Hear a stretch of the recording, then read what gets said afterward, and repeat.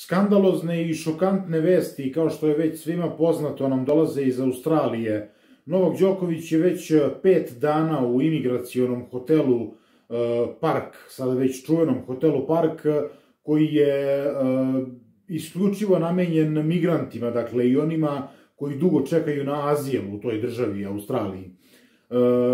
Novinar Saša Janković uključio se u drugi dnevnik Radio televizije Srbije iz Melburna i tom prilikom rekao da prema njegovim saznanjima, koliko je on pratio tamošnje medije, veliki broj pravnih eksperata veruje da će Novak Đoković gotovo sigurno izaći kao pobednik iz ove, da kažem, pravne zavrzlame. To može skupo koštati državu Australiju, prema njegovim rečima, pogotovo poreske obveznike koji bi na teret dobili negde više od $500.000. Takođe je u jednom talk showu slušao izvesnog pravnog stručnjaka koji je rekao da Đoković može da se kladi da će sigurno izaći kao pobednik iz ovog advokatskog ili pravnog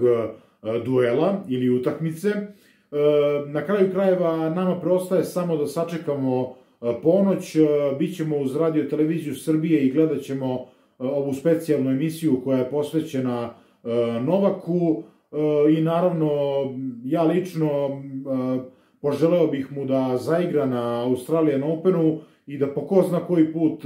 usreći sve nas koji navijamo za njega, celu Srbiju i širom sveta navijače koji ga vole, cene i poštuju.